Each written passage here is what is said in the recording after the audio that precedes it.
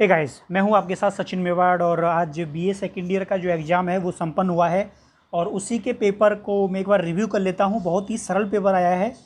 जैसी हमें उम्मीद थी बिल्कुल वैसा का पेपर आया है। और जिन बच्चों ने वास्तव में तैयारी की है और जिन बच्चों ने हमने जो पेपर बनाकर उनको दिया था, अगर उसके सीरियस होकर किसी बच्चे ने पढ़ा है तो मैं उम्मीद करता हूँ, उम्मीद नहीं विश्वास करता हूँ, अगर उसकी अच्छी हैंड राइटिंग है और उसने घर पर मैंने लेखन कार्य करने के लिए बोला था बच्चों को, अगर उन्होंने लेखन कार्य किया है तो 90 प्लस जो मार्क्स हैं वो आपके कोई भी नहीं रोकेगा। ठीक है, अब आप लोगों को मैं बोल नहीं रहा हूँ, केवल मैं यहाँ पर दिखाऊंगा पेपर में। ठीक है, अब देखो पेपर इतना सरल रहा है कि अगर जो हमने पढ़ाया है, अगर मैं मॉडल पेपर की बात ना करूँ, केवल मैं अपनी पढ़ाई की बात करूँ, जो मैंने पूरा 1 साल पढ़ाया था, तो कुछ भी बाहर नहीं आया है। पूरा का पूरा पेपर जो है वहीं से फंसा है।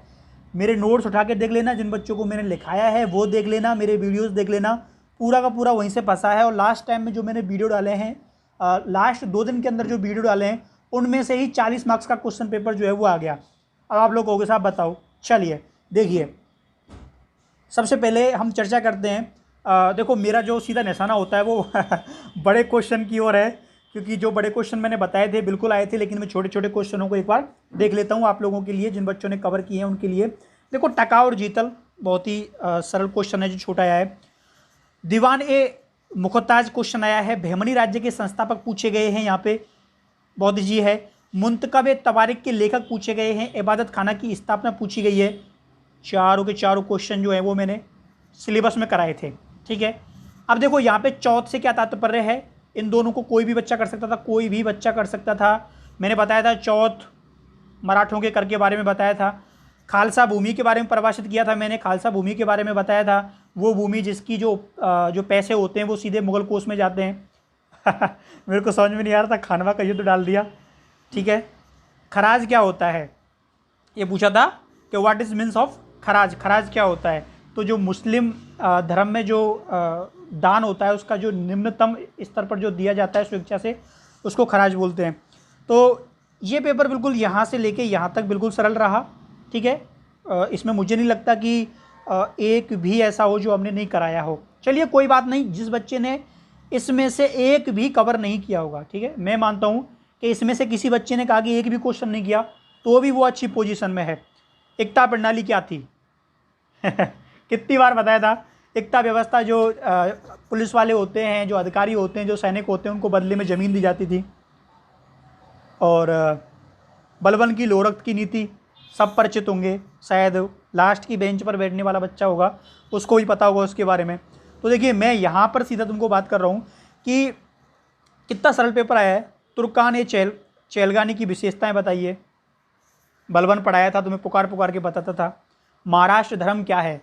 ठीक है, ये महाराष्ट्र धर्म मैंने बताया था आप लोगों को।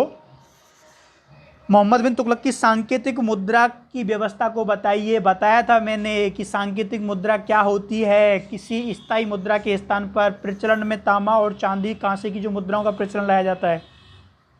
बताना कमेंट में मैंने ये क्वेश्चन बताए थे या नहीं बताए थे।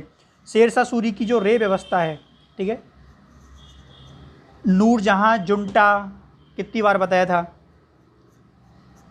मेरे पास पूरा पेपर शायद नहीं भेजा बच्चों ने, लेकिन फिर भी जितना है उसको मैं आप लोगों को सॉल्व करा रहा हूँ। अब देखो मैं आ गया बड़े क्वेश्चनों पे, सीधा ख़त्म। 20 मार्क्स का बताया था। भारतीय संस्कृति की विशेषता का वर्णन कीजिए।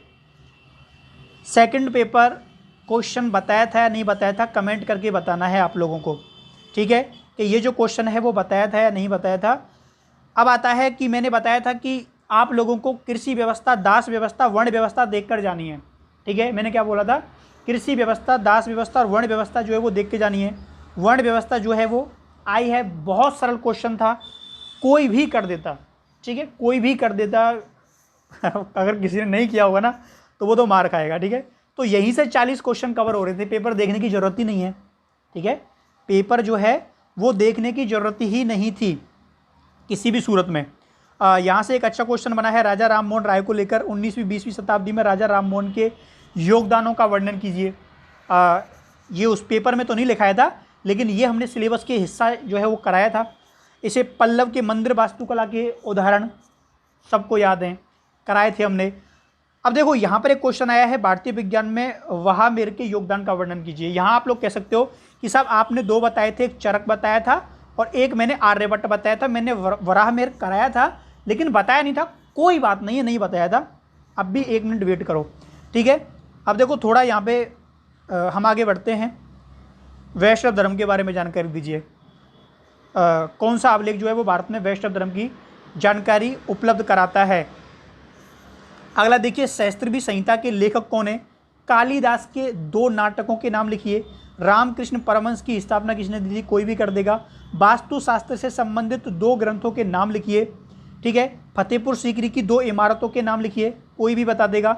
अजंता में चित्रित 4 जातक कथाओं के नाम लिखिए, शायद ये नहीं बता पाओ, कोई बात नहीं। आर्यभट्ट की एक पुस्तक का नाम बता दीजिए। बौद्ध धर्म का क्या सांस्कृतिक योगदान है, ठीक है, क्या इफेक्ट रहा, क्या योगदान रहा बौद्ध धर्म का? देखो बौद्ध धर्म ने आपको क्या सिखाया, क्या सिखाया बौद्ध धर्म ने आपको? जातिगत एकता का आधार सिखाया आप लोगों को, और जो जातीय भेदभाव है उसको दूर किया बौद्ध धर्म ने। और क्या दूर किया? बौद्ध धर्म ने एकता के बंधन पर जो है वो काम किया था, ठीक है, समानता के बंधन पर काम किया था। तो ये सारी चीज़ें जो हैं। अगला आता है अद्वैतवाद पर एक टिप्पणी लिखिए। परसों के दिन एक बच्चे ने मेरे को कॉपी भेजी थी, तो मैं उसको बता रहा था कि इसमें द्वैतवाद और अद्वैतवाद की परिभाषा आपको लिखनी है। अगला क्वेश्चन आया है, शिया और सुन्नी सब जानते हैं, ठीक है। देखो यहाँ पे क्वेश्चन बना है, भारतीय समाज में आश्रम के बारे में बताइए। आश्रम व्यवस्था आ गई ना, लास्ट टाइम बोला था दास प्रथा, कृषि व्यवस्था, आश्रम प्रथा। सीधा 4 मार्क्स का क्वेश्चन बन गया, ठीक है। कितने का बन गया? सीधा 4 मार्क्स का क्वेश्चन बन गया। तो मैंने तुमको बताया था कि अगर तुमने वो जो छोटे क्वेश्चन है ना उनमें से एक भी कवर नहीं किया तो भी कोई परेशानी की बात नहीं थी, क्योंकि हमारे पास पूरा पोर्शन जो है वो कवर हुआ है, जितना हमने बताया था वो पूरा का पूरा है। अब यहाँ से आया प्रार्थना सभा के बारे में लघु टिप्पणी कीजिए। तुलसीदास, देखना उसके अंदर तुलसीदास के बारे में बताया था कि नहीं बताया था। सीधा 4 नंबर का यहाँ से फंसा है, ठीक है। हिंदू स्थापत्य कला की जो शैलियाँ हैं, अजंता शैली, नागर शैली, द्रविड़ शैली, कितनी बार पढ़ा दी। अब देखो अजंता शैली के बारे में पूछा था, आप लोगों को याद हो तो मेरा एक लेक्चर बना था कि अजंता से निकलते हुए जो चित्रकला है वो गुजरात आई थी। गुजरात में जैन धर्म का विकास था, वहाँ से मेवाड़ होते हुए राजस्थान में प्रवेश किया था। एक क्वेश्चन जो है वो दिल्ली के लाल किले से डाल दिया, ठीक है। ये कहते हैं ना इजी क्वेश्चन। चलिए अब देखो यहाँ पे चरक का योगदान, ये मैंने लिखाया था 4 मार्क्स का, ठीक है। अगर किसी ने बोल दिया ना कि उसमें देख लेना तुम लोग कि नहीं लिखाया था चरक का योगदान, तो भाई आप लोग ये बताओ कि हमने जो सेकंड पेपर का जो क्वेश्चन पेपर बनाया था उसमें अगर आप लोग एक 20 नंबर का करके आ जाते, 3 क्वेश्चन सीधे इसी पेज से आ गए, 4 तिया 12, ठीक है। कितने? 4 तिया 12। चरक वाला जो है वो हुबहू को आ गया, तुलसीदास की जो व्यवस्था है वो आ गई, आश्रम व्यवस्था है वो आ गई। और भैया ये छोटे छोटे क्वेश्चन जो हैं ये तो कहते हैं ना कि गोल्डन चांस है, गोल्डन अपॉर्चुनिटी है आपके पास कि आप लोग परसेंटेज इंक्रीज आराम से कर सकते हो, ठीक है। एक जो लास्ट बेंच पर बैठा वो बच्चा है ना, वो 80 मार्क्स लाने लायक पेपर था ये मेरे हिसाब से। अब पता नहीं आप लोग क्या कहोगे, क्या सोचोगे, मुझे नहीं मालूम। और जो बच्चे कुछ बच्चे जो पहली लिस्ट में आते हैं उनके लिए तो मैं कहूँगा कि 90+, ठीक है। अब मुझे नहीं पता आपके नंबर किस चीज़ में कटेंगे या आप लोग क्या बोलोगे पेपर के बाद में, किस चीज़ को दोष दोगे। जो पढ़ने वाले बच्चे हैं मैं उनके लिए बोल रहा हूँ, वो लोग मुझे नहीं पता क्या बहाना बनाएंगे रिजल्ट के बाद में, मुझे नहीं पता। लेकिन अगर हमारे नोट्सों को देखें तो 100 का 100 फंसा है, ठीक है। चलिए अगला देखिए, कुछ सरल क्वेश्चन है यहाँ पे। वैदिक धर्म की विशेषताएं बताइए। जैन धर्म के प्रथम तीर्थकर पूछे हैं यहाँ पे। ये हो गया, ठीक है। एक दूसरा पेपर है, चलिए देखो ये देख लीजिए एक बार। फर्स्ट पेपर पे हम आते हैं। इल्तुतमिश, एक बार देख लेना। इल्तुतमिश उसका हिस्सा था, देख लेना, पेपर उठा के देखना। मोहम्मद बिन तुगलक, मैंने बताया था तुगलक वंश के अंदर 2 शासक, एक फिरोज शाह तुगलक और एक मोहम्मद बिन तुगलक, दोनों याद करके जाने हैं। बताओ, तुम लोगों से पूछूंगा मैं, कुछ नहीं कहूँगा, वरना बोलोगे साहब खुद ही खुद बता रहे हो। अरे रुको, बताओ दोनों के दोनों क्वेश्चन आए कि नहीं आए? प्रशासन में शेरशाह सूरी का मूल्यांकन लिखा है नहीं, बताया। अकबर की धार्मिक नीति, कितना सरल आया है, कितना सरल आया है, अभी भी वीडियो पड़ा हुआ है, ठीक है। महिलाओं की स्थिति, महिलाओं की स्थिति क्या थी, क्या थी? ये जो चारों के चारों क्वेश्चन है ना, ये चारों के चारों क्वेश्चन है, ये जो चारों के चारों क्वेश्चन है, ये जो चारों के चारों क्वेश्चन है, ये चारों के चारों क्वेश्चन देखो, ये भक्ति आंदोलन और ये तो दोनों मैंने बताए हैं। ये तो मैंने 40 मार्क्स का तो आपके उसमें मिल जाएगा जो मैंने लिखाया था, ठीक है। 40 मार्क्स के तो आपको मेरे बताए हुए आ जाएंगे, और 10 मार्क्स के ऊपर से उठा लो आप, तो आपका 50 प्लस तो ऐसे ही हो गया। लेकिन मैं तो केवल मॉडल पेपर के बारे में बात कर रहा हूँ, वो उनके लिए जो सपोर्टेड बच्चे थे, जिनको वास्तव में ये तो उनके लिए जो 80 प्लस मार्क्स लाएंगे। लेकिन जो बच्चे मेहनत करने वाले थे ना, उनके लिए चारों क्वेश्चन बताए हैं, ठीक है। कोई भी बच्चा अगर 124 बच्चों में से कोई भी बच्चा ये ऑब्जेक्शन करके बता दे कि नहीं बताया, ठीक है, तो यहीं से उठा लो सीधा का सीधा। तो ये 80 प्लस मार्क्स होते हैं। यहाँ से कितने मार्क्स होते हैं? 80 प्लस मार्क्स होते हैं निबंधात्मक क्वेश्चनों से, ठीक है। अब देखिए तबकात नासरी, ये छोटे छोटे क्वेश्चन दिए हैं, इसके लेखक सिराज हैं। इनको तो मैं बताऊंगा नहीं तुम लोगों को, अगर ये गलत हो गए तो मार खाओगे सबके सब, ठीक है। तो चलिए बाकी का मैं कुछ नहीं कहूँगा आप लोगों को, ठीक है। मुझे उन छोटे क्वेश्चनों से कोई मतलब नहीं है। जो हमने कराया था वो क्वेश्चन आए या नहीं आए, मुझे हर बच्चे से प्रतिक्रिया चाहिए। और हर चीज़ की वीडियो पड़ी हुई है, हर चीज़ के लेक्चर ऑनलाइन हैं, नोट्स आपके पास हैं, लिखावट आपके पास है।